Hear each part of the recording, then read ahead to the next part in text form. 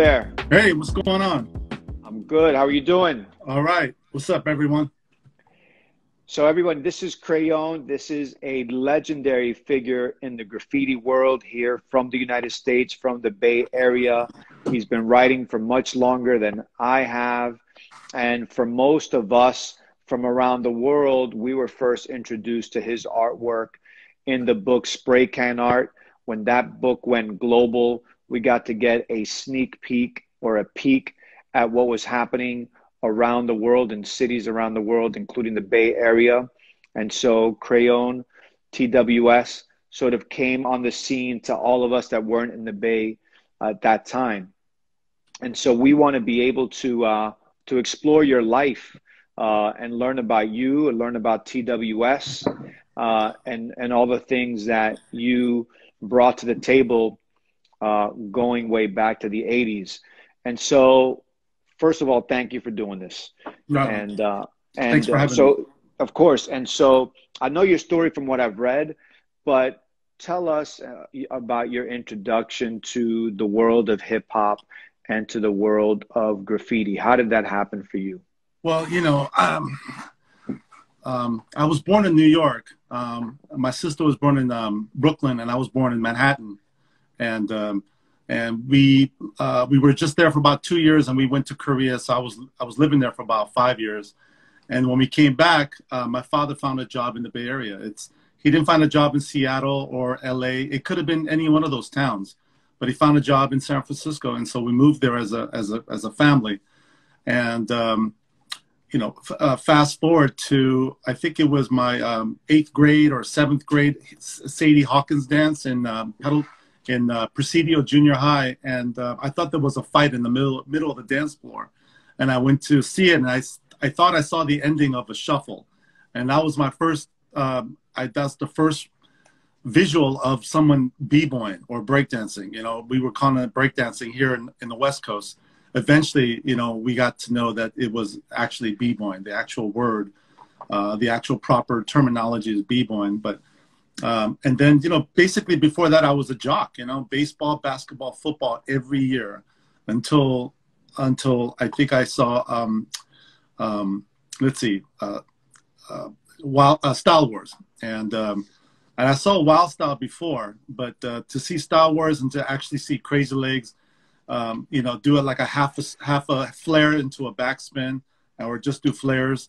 I mean, that really inspired me. So basically, I became a b-boy, like straight up, and I was doing that for about 3 years until this guy named Chris Lopez came to my school and completely took me out. You know, he did like you know, 15 halos, and I was just like, no, you got me.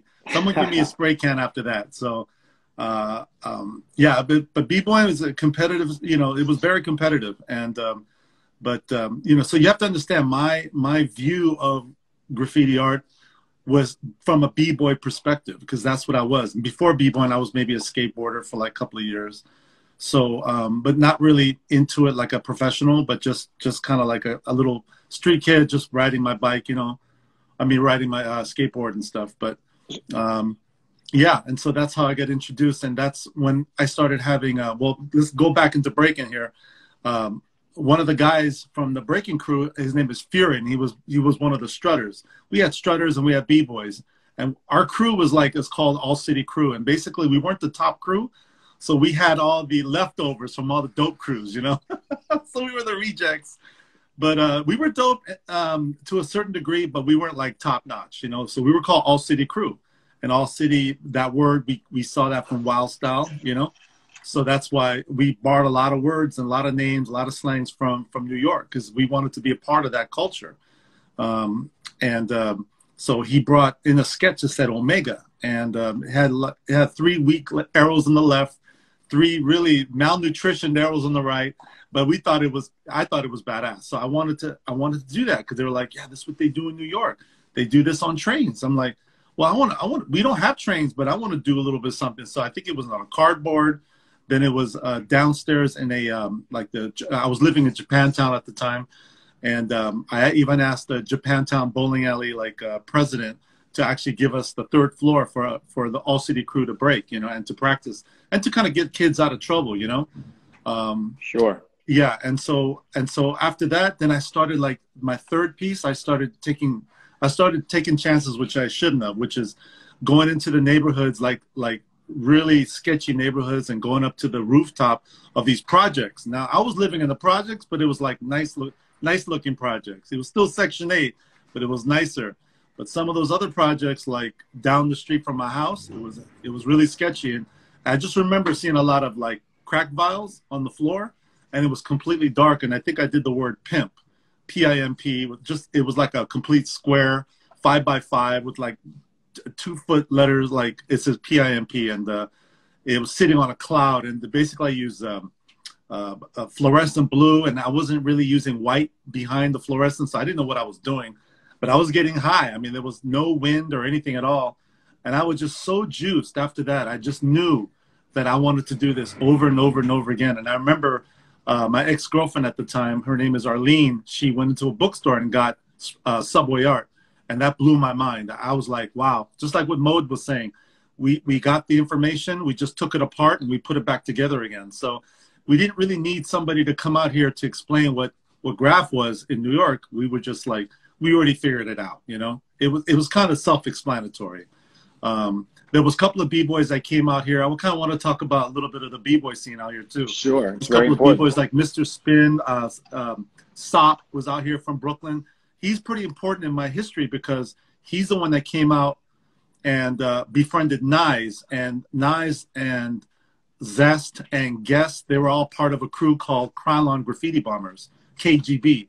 And there was another crew which was just as dope named Reckless Riders, and that was Doug, and that was all the like the mission heads. And so basically CRAYONE Graffiti Bombers, KGB, and Reckless Riders, they were the two top crews. And our crew was like the third crew coming up, and it was made by Fury. So Fury, we made a crew called Deaf Artists with my B-boy partner Styles, and so it was 3 of us originally, and so we were the third top crew in the Bay or in San Francisco. This is before I even went out to start nitpicking on some of the artists around the Bay Area. So we started having a name for ourselves, and I just remember I had a falling out with Fury, even though he's the first guy to give me my spray paint, you know, so I respect him for what kind of contribution he had done for me as I was growing up as an artist, you know, but we butted heads. So I wanted out, and I wanted to be either in Reckless Riders or KGB, and KGB was forming a new crew. And so, well, Styles found out about it, so we went to go in their meeting. And so it was 9 of us and created a crew called BAD, Burn and Destroy. And we were all excited about it. It was a bunch of like Nyes, Guess, Zest, Carlos. It was me, Styles, and the girl named Kathy, and a couple other guys. I can't remember right now, but we started off with BAD, Burn and Destroy, and it was only for one day because I called Nyes, which was the president of BAD, and I said, look, how are we gonna get jobs, man? If we're gonna get like graffiti jobs, I was already thinking like, how are we gonna get jobs, and what is BAD gonna look like, you know? And he was like, yeah, you're right. It is kind of like very like anti-establishment, which is dope in its own way. But I'm thinking about like, hey, you know, for long term, we need to kind of have a cooler name, you know? So he said, he looked at Sop, and Sop was there, or he understood that Sop was from Brooklyn, and there was a B-boy crew in Brooklyn called Together with Style. And so he said, how about Together with Style? And that just blew my mind. I was like, that is such a dope name. And that's the history. A lot of people don't know is that Together with Style came from a B-boy group in Brooklyn. And so, yeah. And so, and after that, about 6 months went by, and I couldn't get a hold of the rest of the guys. So I decided on my own to create a second generation TWS. And what I did was that I started going out to different neighborhoods like New York. I mean, let me try to see if I can actually make sense to some of these B-boys. Is that, as you know, Legs went out to different boroughs and he was battling people. And if they were dope enough, they would get in his crew, Rocksteady crew. So I felt like, you know, because I knew that history, I went to San Jose and I looked around. I was the first cat from San Francisco to go down to San Jose and see who was who. What was Nexus was the king. I mean, he was killing it, but he had a lot of people around him that I couldn't access him pretty much. But there were other guys that were just as good. but they weren't getting up the big productions. So his name is Aladdin. There were Picasso. So I picked Picasso up, and for some reason we hit it off.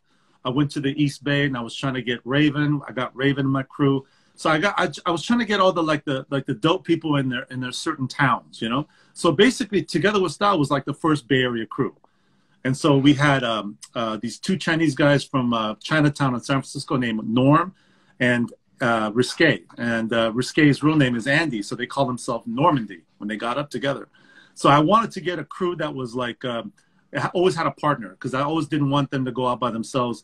And I always wanted them to each individually handle their own shit. Like, you're not going to be specializing in one thing. Because I just remember growing up, there was some graffiti crews that was like 30 deep. And they're like, okay, so who can do the character? And there was that one guy who did the character. Okay, who can do a burner? There was that one guy that did the burner. You know, everybody else was like, wasn't that great? But I wanted a crew that was like all-stars, you know? I got Bam and Estria. They were going to USF at the time. They're from Hawaii, you know, the Estria battles and stuff. So, yes. Yeah, Todd Johnson. So we befriended each other, and basically I made a crew called Together with Style Second Generation. And so it was Raven and Picasso as partners. It was me and Styles as partners. It was Norm and Andy as partners, and Bam and Estria as partners. And and we just started like getting more people. And I was trying to get Dream one time. I'm gonna do on a side note here. I was trying to get Dream from the East Bay, trying to be down with TWS. And this was like further down the history here, where Dream said, yeah, he's down. He's willing to get down with TWS. And after a couple of days, he called me and said, hey, I can't be down with your crew because you got funk with some of my boys in San Francisco. But I got something for you, you know, because I said to be in TWS, you got to do burner, you got to do a character, you got to do a background. We want to see how you put it all together in a composition. So that was one of the ways of getting in, because we want to see you were a one-man wrecking crew.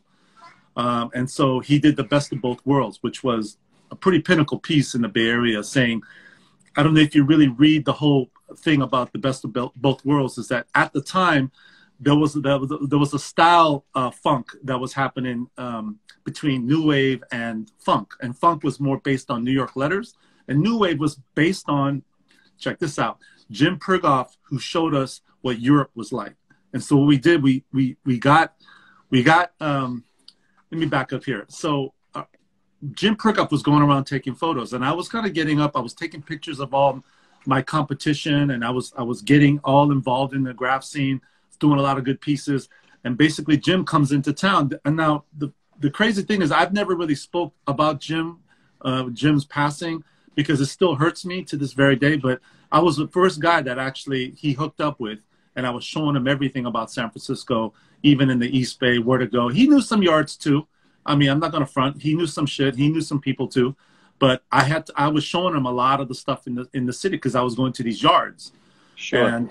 And one day he said, hey, why don't you come over to my house, and I'll show you some photos from around the world, because I'm making a book. And I was like, sure. It's like, why don't you bring some of your friends? And I'm like, cool. And then he said, you know what, maybe I shouldn't show you, because it's going to change your work.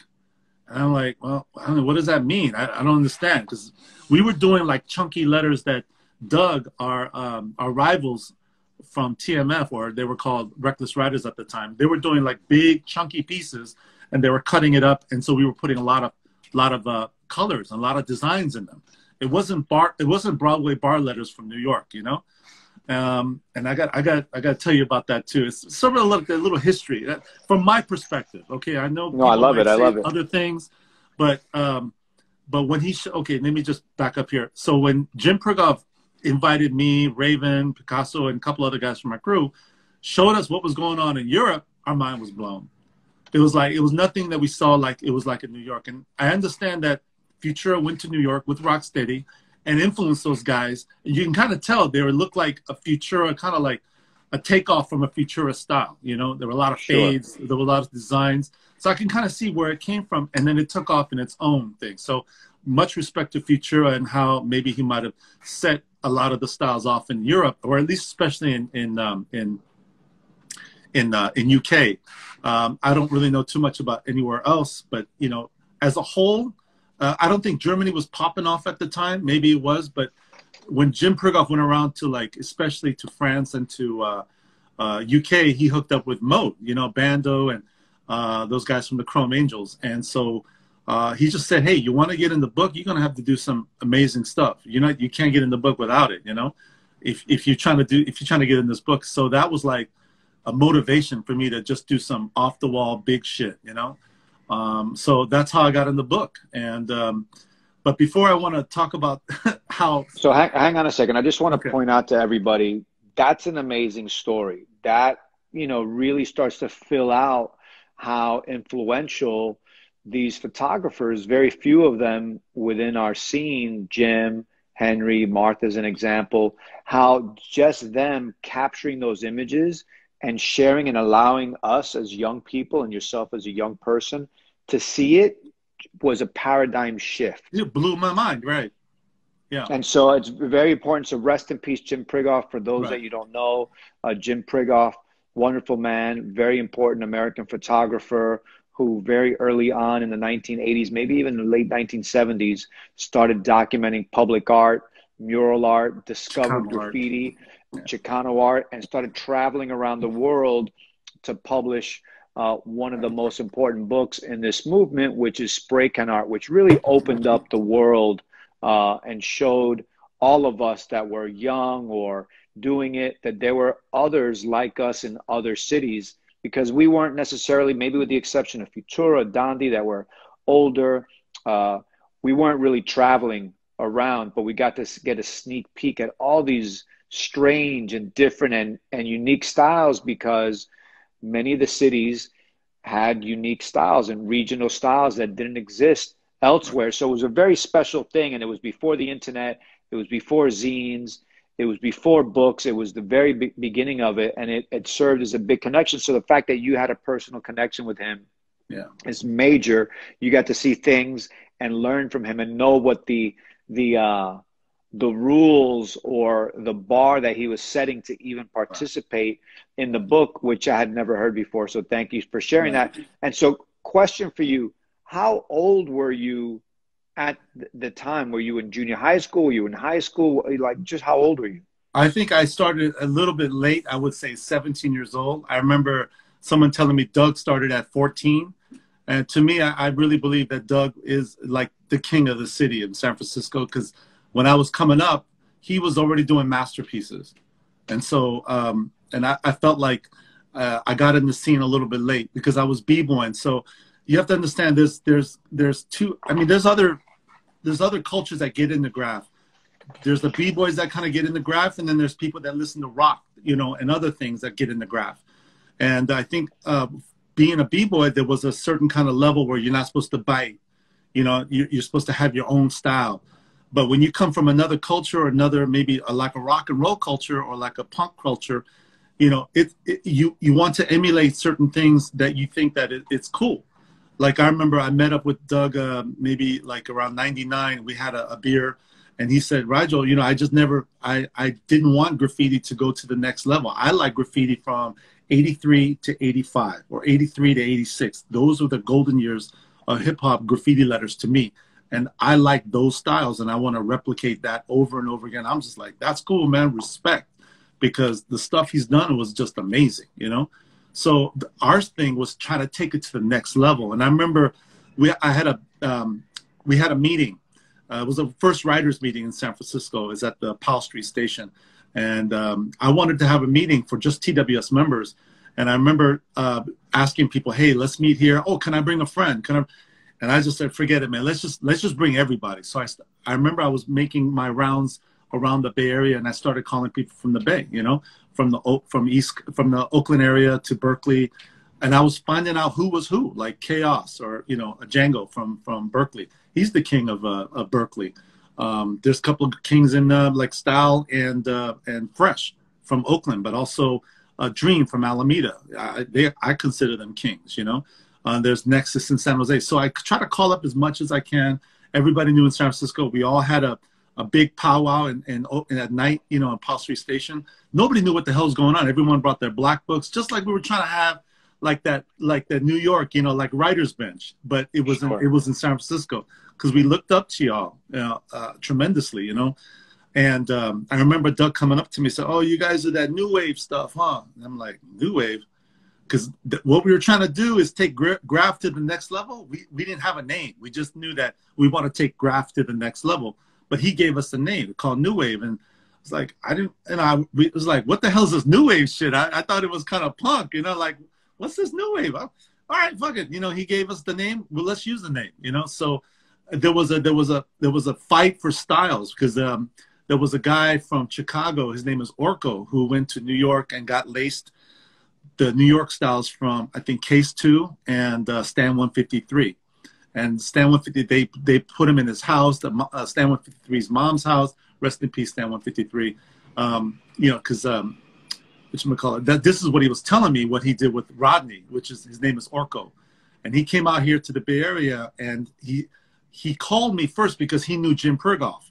And so he called me and said, "Yo, my name's, you know, Orko, man. You know, I'm from Chicago, man. Let's make a crew." That's what he said. I just remember it. I'm like, "Let's make a crew. I don't even know you, man. I think you need to know everybody in the city." So I had everybody's phone number. I had like my enemy's phone number. So I was giving them TMF's number. I was giving them like everybody else's.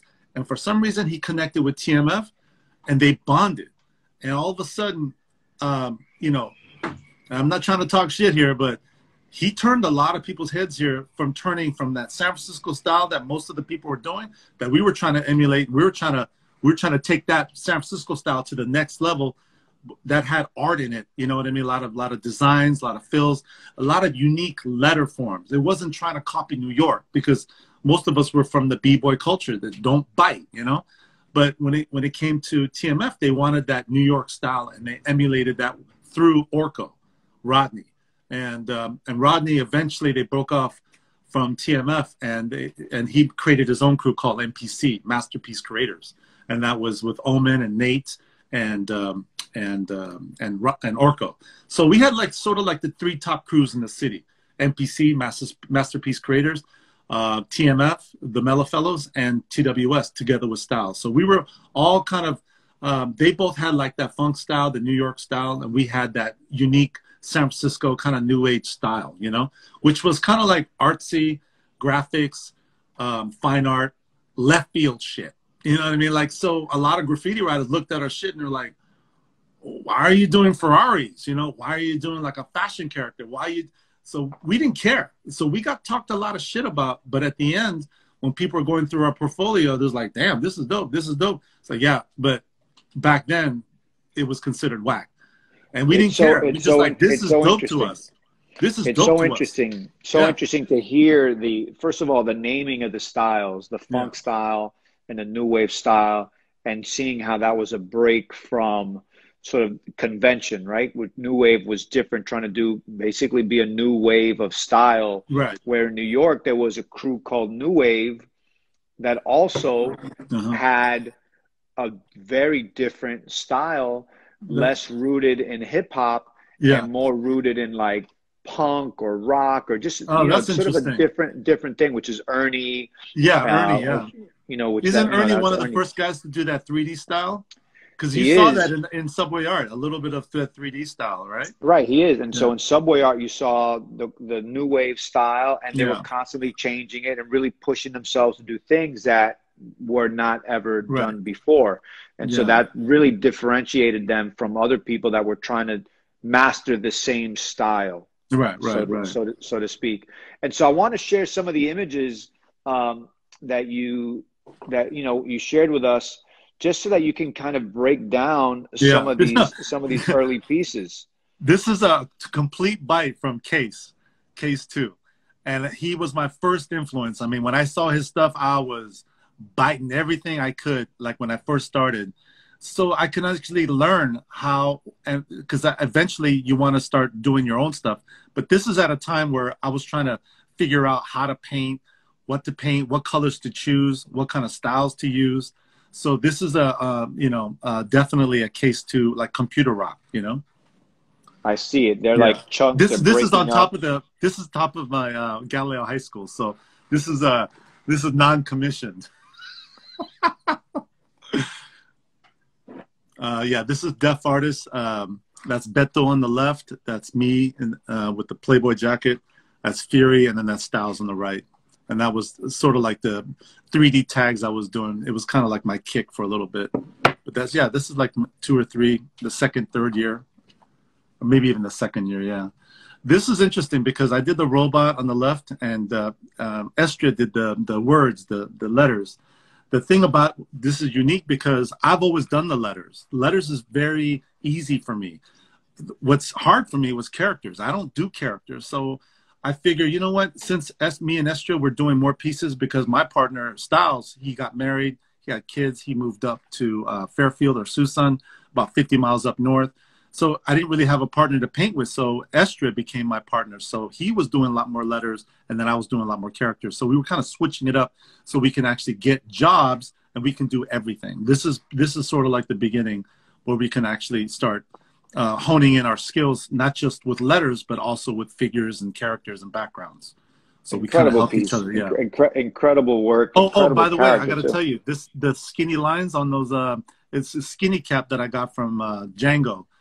From Berkeley, and he showed me this little cap that he was showing. He showed me, he sprayed it in his room, and I stayed over a couple of nights, and you know, we had a lot in common as far as like graph, and he showed me how to use it, and so I used the first piece instead of using the robot down in Palo Alto. I used it on this piece, and people were tripping. They were bugging out. So we were all into like the new technique, the new technology, the new colors.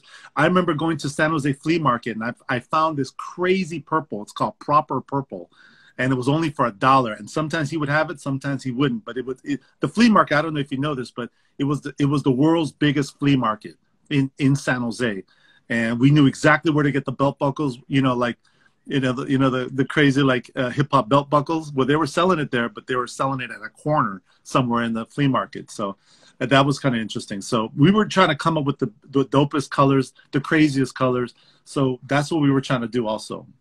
So it's amazing to hear about the flea markets, because again, the flea market comes up again and again in stories that we hear about, you know, from different cities, in Miami, in Los Angeles, you know, even in New York. The flea markets were a place to, you know, find the stuff, find the Porsche sunglasses, find all this different stuff that was turned into, you know, b-boy fashion or hip hop fashion. Mm-hmm, and then with the paint, I mean, I see some of these colors, you know, and I was going to ask you about the paint, because I see these purples or violets up top, these mint greens. They're not necessarily colors that are from from CRAYONE. Yeah, so and some of it's from flower paint.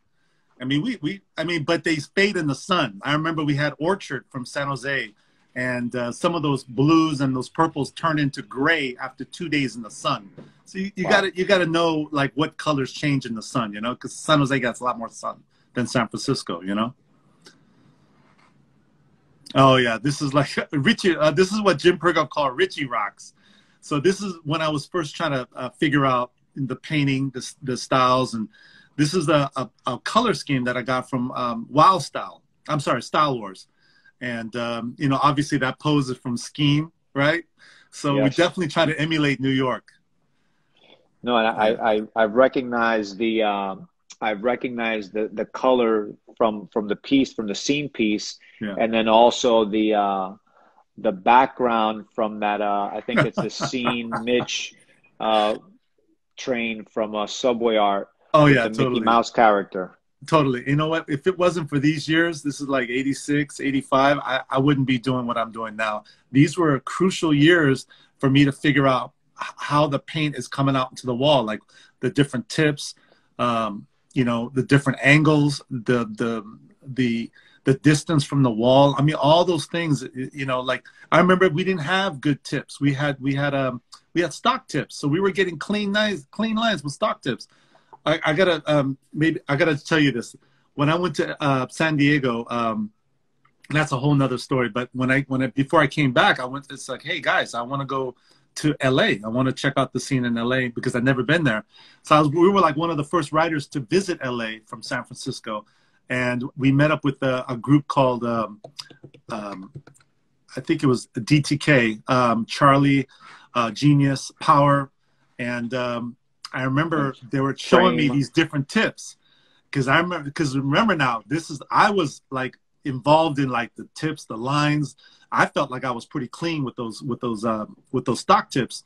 But when I saw the tester tips or the phantom tips, my mind was blew. You know, it was like, oh my God, like I can't, you guys are cheating. You guys are putting two cardboards together and spray painting it. But it wasn't. It's like, no, this is what it is, man. Here, check this out.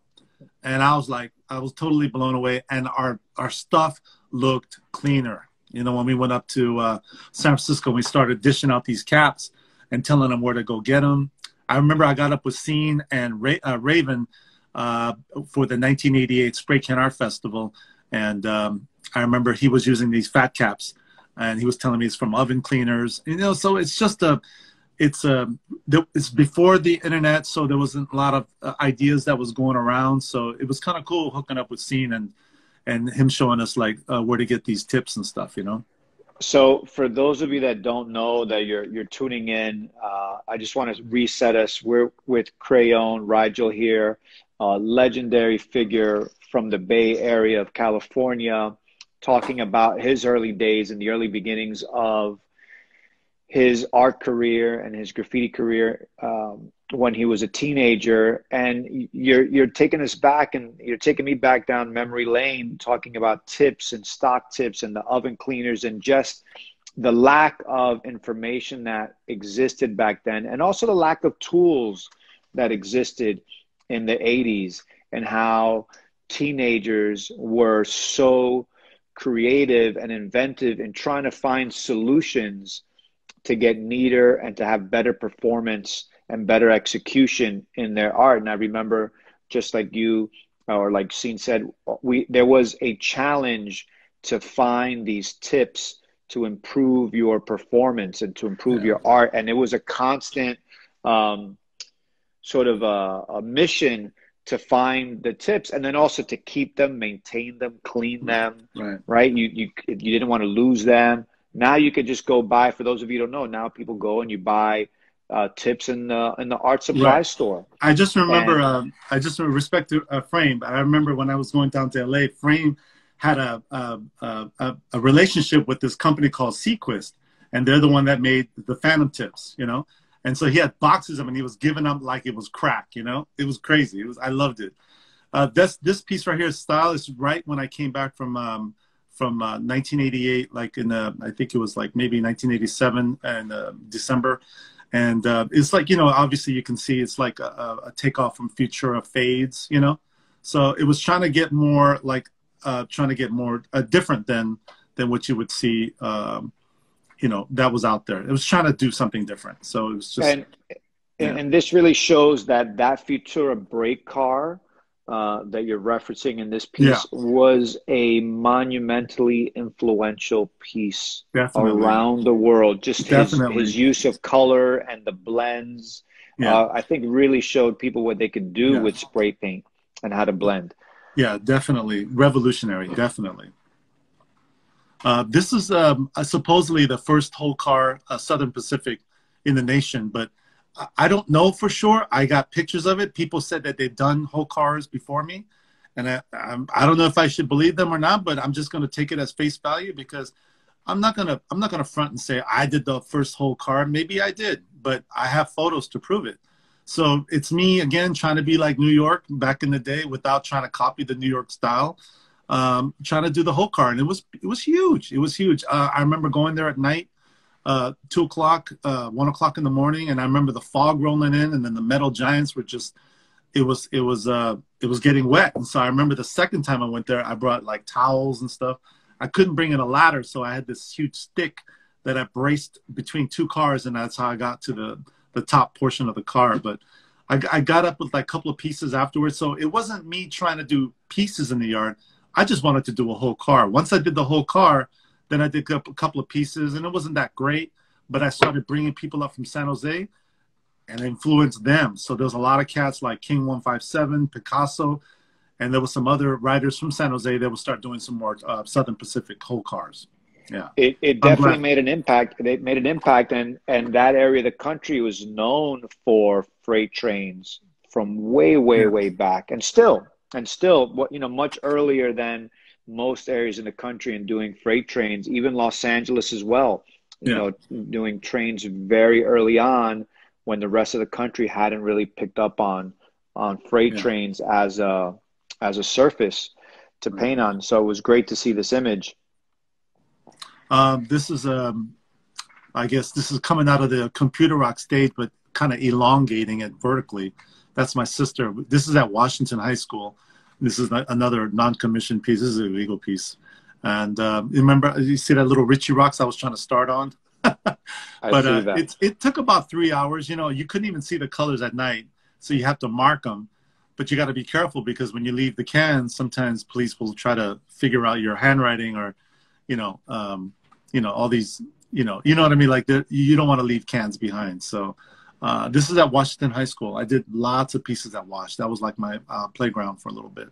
How was it received by everybody else in the high school? This must have blown everybody's mind. I think so.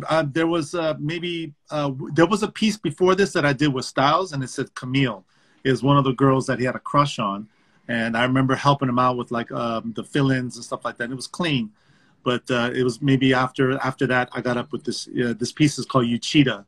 I did, it's crazy. For about the first 10 years of my life, when I was doing graph, I didn't even do crayon. I've always done other letters like Uchida, Korea, Caesar, Sonar. I mean, I would just come up with names and I would just love the way the letters fit with other letters.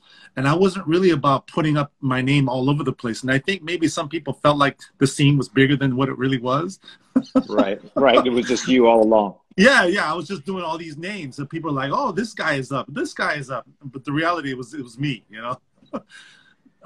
Also, I want to let people know that I did get a lot. So I started doing a lot of color pieces.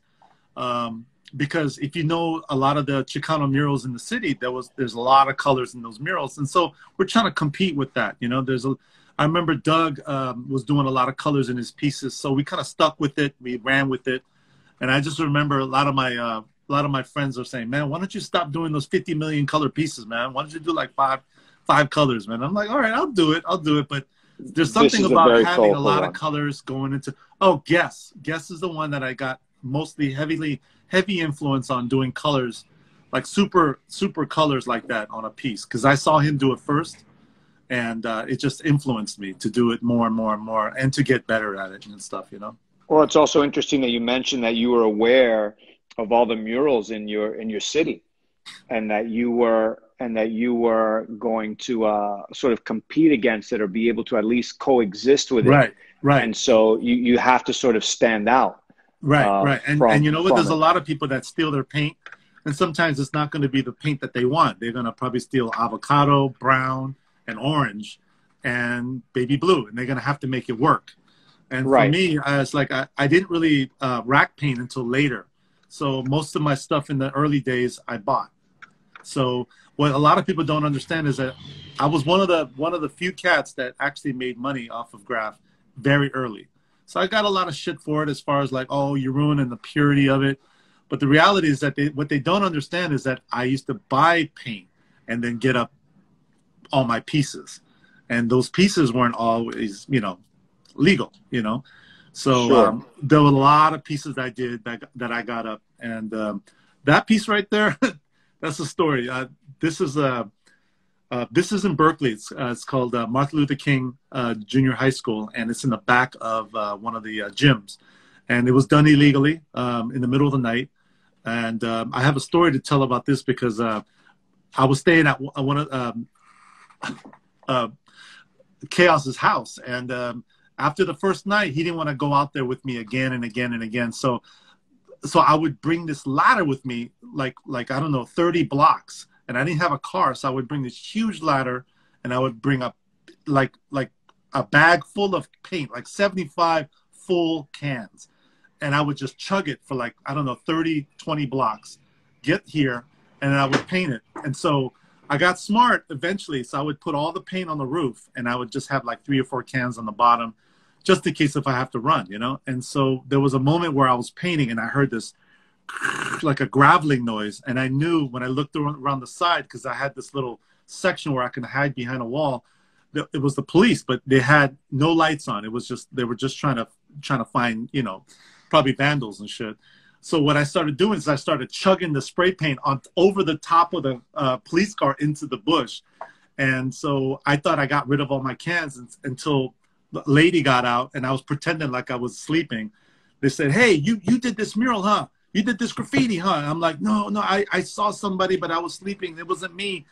And then there was one black can that I didn't throw away, and it was Rust-Oleum. You know, those things never dry, right? So it said, "Hey, that black can and that black portion of that wall on top of the ladder, if it's wet, you're busted." So surely enough, she goes up the ladder. She goes, "Aha, you're busted." And I'm just like, holy shit. So I'm going to fucking go to jail, right? So basically she went down and she's like, "You know what? Get the hell out of here." And so the very next day I came back. The ladder was still there. All my paints on the roof was still there. But I didn't really get to finish this production because it was just, I've never done like a super big production illegally anymore after this, because it was just too much work, you know. But I did finish the letters, you know. And that was So just this was, how many days of work was this? I think it was like four nights, you know. I didn't really paint in the day. You know, it was like 4 nights. It's a commitment to do an illegal piece, go keep going back and back and over. Oh and yeah, over I was again. living in San Francisco at the time, so I had to keep coming back over. And at you know, at one point I think you know, Razor or Chaos, he was just like, "You know what, this is not going to work out, man." So I just started coming over from San Francisco. But yeah, and this one right here this is when we had the TWS Wars, where, you know, we were just trying to battle each other. We were putting up pieces everywhere to battle them.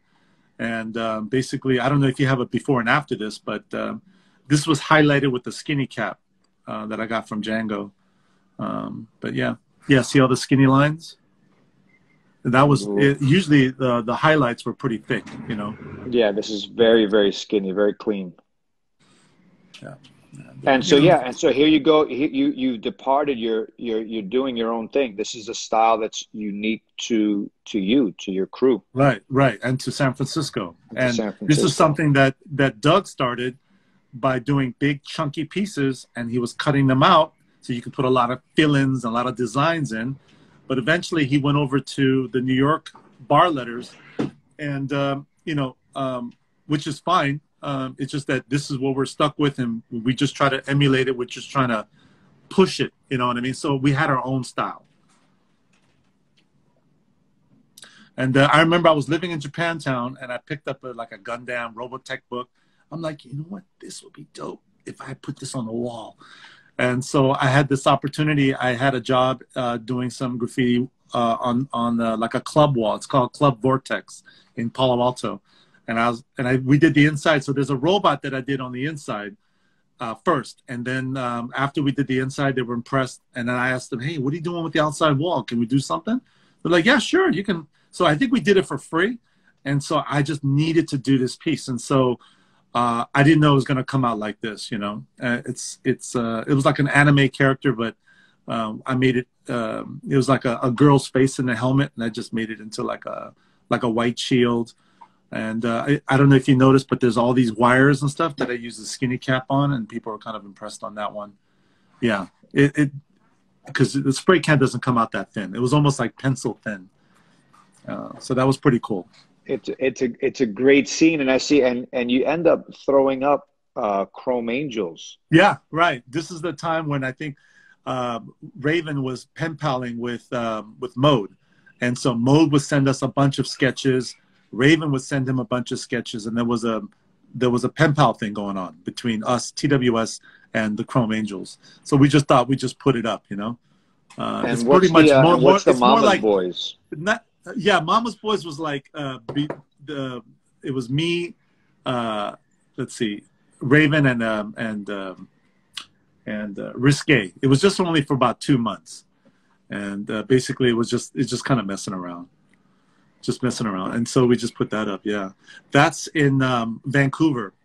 So I went up to Seattle with my friend Neon, and Neon has been putting a lot of work. A lot of people don't really realize how much work Neon put in. He got his car from his family, and he just was bombing everywhere, was getting up everywhere, was going back and forth to LA. But, you know, back in the days, we didn't really have a lot of connection through the internet. So, so through phone calls and through meeting people, we got connected with the people up in Seattle, which knew people in Vancouver. And so we went up. So we didn't have any paint at this time. And this is when I started racking with him. So on the 5, we would go to all these paint stores and we would rack every paint store. And by the time we get up to Seattle or to Vancouver, we had a trunk full of paint. And we would just go everywhere. So they would take us to all their yards and we would get up and stuff. So this one says Caesar. So this one says Sister. This is in Berkeley. This is Berkeley and Ashby.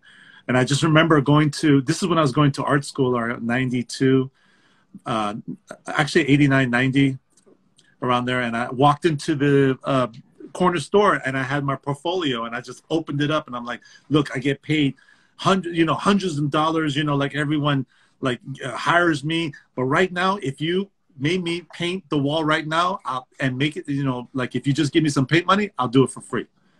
Just give me paint money. And basically say, yeah, go ahead, do it. So I don't do that anymore. But, sometimes I just have this urge like, oh my God, this is a great spot. And so I would put my name up there. See that 415-923-9353? That's my mom's number. I used to live with my mom and I moved out. But I remember this was up for about 15 years. And this is like a corner where like thousands of cars go by. It's a busy street. And I remember my mom was telling me, some guy called me and said, your work is amazing on this street corner. And I was like, oh, thank you. That's my son. I forgot to take it down after I left. I had a couple of numbers. Sure, I was like struggling. So I went through a couple of phones or cell phones or beepers. But this was my home numbers. So that was kind of funny. This is interesting. I got up with Saber and a couple other cats from LA and some Lord's Heads from San Jose. This is in Washington High School. And also I wanted to do something with like placas, Old English kind of letters. And I wanted to just kind of give it a little graph flavor, so it was kind of fun. Just trying new things, So, you're bringing up these connections to other cities, other generations of writers. Now you're in art school. It's the 90s. You decided to pursue a fine art career or study art. Yeah. And go in a bit of a different direction. I always knew that, to learn more about art, you gotta study art, right? You gotta know who came before you. I mean, I'm talking about, Picasso and Van Gogh and just everybody, Clifford Still, Lichtenstein, I mean, you gotta know who was before you. You just can't just do art and say, I'm the first. Right now, it's almost like it's really hard to come up with a recognizable style because it's almost like everything's been done before. So who are you? Maybe you're a collage of your influences. I'll take a little bit of Picasso's eyes. I'll pick a little bit of this person's like style of painting. And so over like maybe you got 5 different types of artists and you kind of collage them together and that's who you are in a way. I mean, to find your own recognizable style. So I went through art school. I didn't finish art school, but you'd be surprised. A lot of people finish art school and they end up still doing graffiti on the street because that's what's viable. That's what's exciting. I mean, what is the art world has come to? After you graduate from your 4-year degree of your fine art degree, are you going to bust tables and then all of a sudden trying to get your work into a gallery and all of a sudden you're the flavor of the month, after 20 years of hustling? No, man, I want my artwork right now on that street corner, even though in the beginning it was bad or it wasn't as, like it is now, but you have to start somewhere. Some people painted underneath bridges. I had to paint in front of people. So it was a school of hard knocks, as you know. I mean, people maybe didn't go to school, but they know what graffiti is and they know what's good and what's wrong. What's crazy is that a lot of the graffiti writers that maybe haven't developed their skill or they don't have any style or they don't have any techniques. And let's say I get up my piece and they get up their piece right next to each other. And if you have just the general public look at both our pieces, they'll just say it's the same. But to the eye, you can really see, oh, this guy has straight lines. This guy has clean lines. This guy has different line strokes. You know, you got your thin strokes to fat strokes. You got your designs. You got your color theme, the color scheme. I mean, all that, the overall style, you know, the flavor, the background, the 3D, the shadow. And then all of a sudden, they don't really notice all these things. These are all the things that we work on to be the best at who we can be. But to the general public, they think that everything's the same. And that's not true, you know. You have an eye, I have an eye.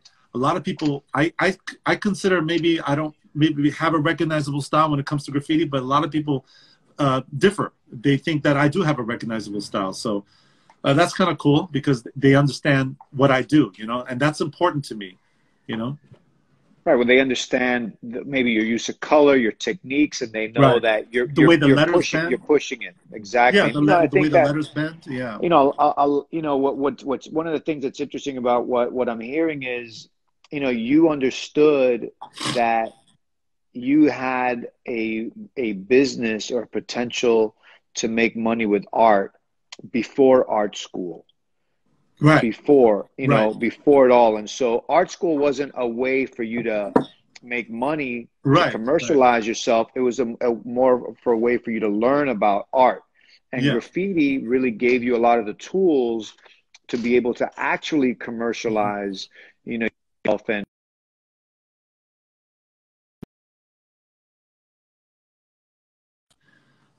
you still there? Yeah. Archer that a lot of people don't consider, right? You can learn these things in the street. You learn these things by actually doing it, not by sitting in a classroom. You have to take action. You know, in the beginning, one of the things is that I did was that I got involved with a children's show called Buster and Me, and then it was Home Turf. And one of the producers of Home Turf said, "Hey, do you have a portfolio?" I'm like, "No." This is when I first started. And so I started gathering my photos on a portfolio, and I felt confident enough to go to art school, right? Just show up, just blindly, just showing up. And there was this guy, blonde-haired dude at the it's called the Institute of Art. And I show up, and he looks at my portfolio, he looks at my work, and he said, "Well, we don't accept your kind here." I mean, those are the exact words that he used. "We don't accept your kind here. We don't accept your kind of art here." And then I was like, no problem. You know, this is all like mostly graffiti letters, very few like characters and stuff.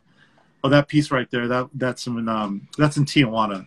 A bunch of us cats from the Bay Area and LA, we went down to Tijuana. Tijuana government had a little thing going on. They gave us money to paint this wall in Tijuana. So that's his wild style. And so this is when I started getting. Yes, as well. I want to just, you know, just go back to what you're saying so that people could understand and let it sink in for everybody. Graffiti wasn't accepted. Graffiti wasn't like it is now. Writing wasn't what it is now. It wasn't accepted. You know, "We don't accept your kind" statement is really indicative of how art schools and galleries and museums and society in general treated this art movement. Yeah.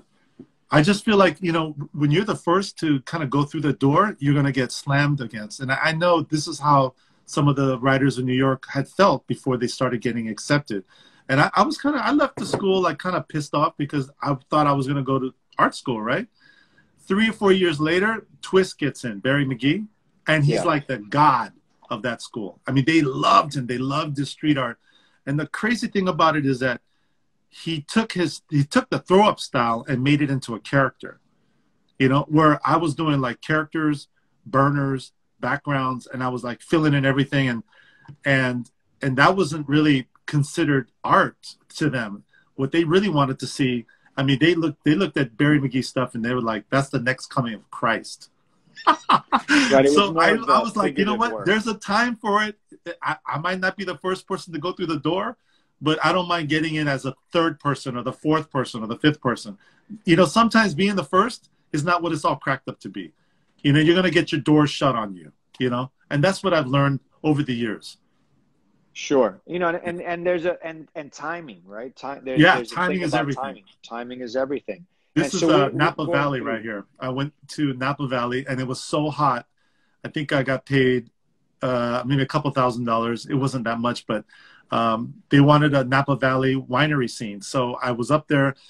and it was like a 3-story scaffolding. And a friend of mine, Neon, was helping me with this. And basically, it was so hot to paint in the daytime. I was sleeping at the hotel. They put me at a hotel for a week, and I was swimming, and I was napping during the day. And all of a sudden, when it came to night, I had the floodlights and everything. And I remember the police showing up like 3 o'clock in the morning while I was painting, because that's the time when it wasn't that hot. I mean, it wasn't that hot. And I remember the cops were just like they were confused. They were like, well, we know spray can is graffiti, but it looks like you're doing something else. So they kind of left me alone, but I had a permission slip, you know what I mean? But it's crazy how people look at it, because it was right next to a car wash. This one's for my boy Sundance. Sundance's friend did the dragon. He actually sketched the dragon, and basically I put it up on the wall. So I have a video of this on my website. So we're going through these images, and it's just showing a diversity in style, in subject matter, and jobs that you're getting, and mural work that you're getting, and you're kind of doing it all. You know what? It's crazy. Yeah, I wanted to say that I've been painting for so long as like a gunslinger. I've never, when someone asked me, so what do you like to do?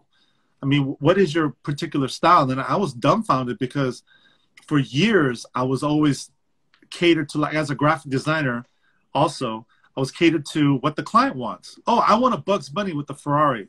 Okay, you got Bugs Bunny Ferrari money? I'll give it to you. And over the period of years, I started doing all these different types of styles art. And I'm pretty, I can pretty much do it all except super, super realism. I can do realism, but not super, super realistic.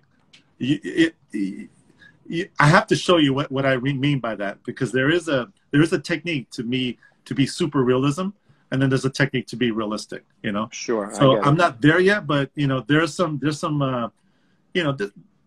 levels of I still need to work on. But it's crazy because I know how to paint a lot of stuff, but for me, actually, if I want to get into more canvas work, I need to create a recognizable style, and that's what I'm working on right now.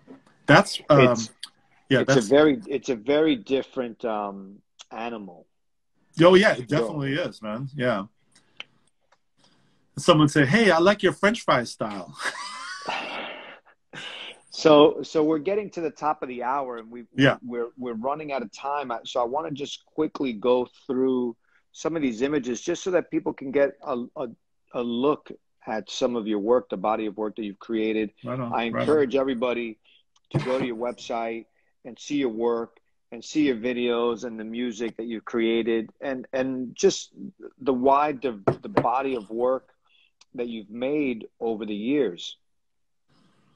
Right on. I appreciate it. And, I can't, front. There's a lot of people that came before me, the nameless and faceless. They made the trail for us, including New York. Without them, I wouldn't be where I'm at right now. And even though I might have been a trailblazer or like an OG in San Francisco, I worked off and I climbed off the backs of people that are not here.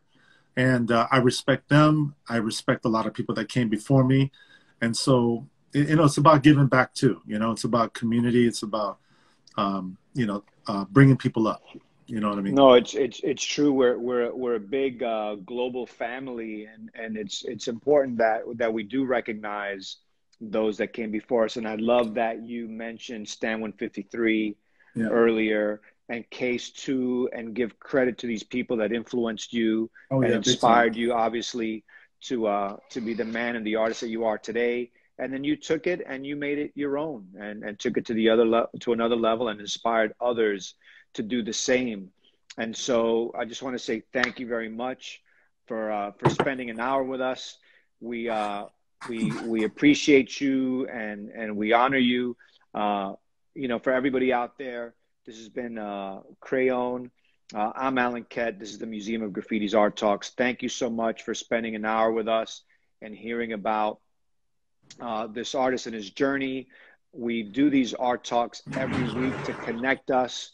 It's sort of like our way to be digital pen pals, and to learn and to share these stories that are so important for our history and our collective history. And many of the stories that you're hearing are being told by the first time. We try to take you down memory lane to get these stories recorded, you know, for history's sake. And so these stories and these interviews will be on our IGTV, and you could go back if you missed it. We also publish these on YouTube. And so you'll go to our YouTube channel and you can see 100 and something interviews that have been conducted over the past year since the beginning of COVID. And so it's a way for you to go and learn and hear these tales and the history of this important art movement. And so again, thank you so much. Thank you for everybody who donated some money and bought a badge today. It's really important for us to be able to sustain the museum, to sustain the art talks. And thank you for visiting the museum. Yourself and everybody else who's visited the museum in the past year and a half that we've been open. We're still new and we're still sort of finding our way. And so we really appreciate all the input, the participation, and all the visitors that come to see us every single day here in Miami. So everybody, thank you so much. And Crayon, peace, respect, and have a great night. Thank you, guys. Talk to you later. Peace. Peace.